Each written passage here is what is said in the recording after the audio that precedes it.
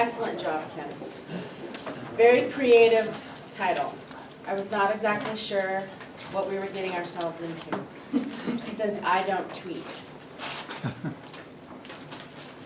The goal of your speech, number 2, was to select an appropriate outline which allowed listeners to easily follow you and understand your speech, to make your message clear, using supporting material directly contributing to that message, to use appropriate transitions when moving from one idea to another, and to create a strong opening and closing.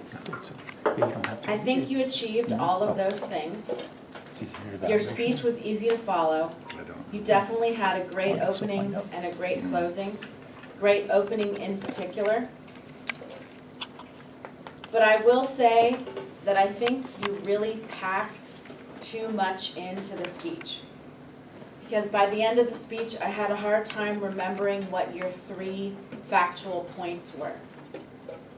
And it's hard when you're talking about something that you're very passionate about to figure out how to take out some of that information so that you leave your audience and your listeners with a message that they are engaged enough in with your topic that they want to pursue it more on their own, that push for parity really stands up in our minds, and we don't feel overloaded.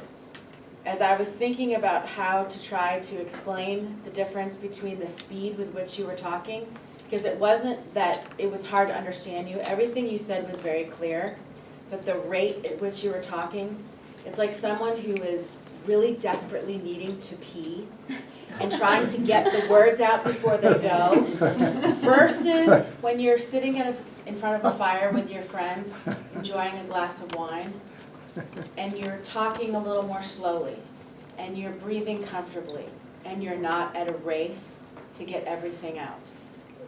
So when you're writing that speech, look at everything that you want to say, and pull out what is not necessarily important to each of those points, so that your audience has time to catch up with you and to follow you where you're going.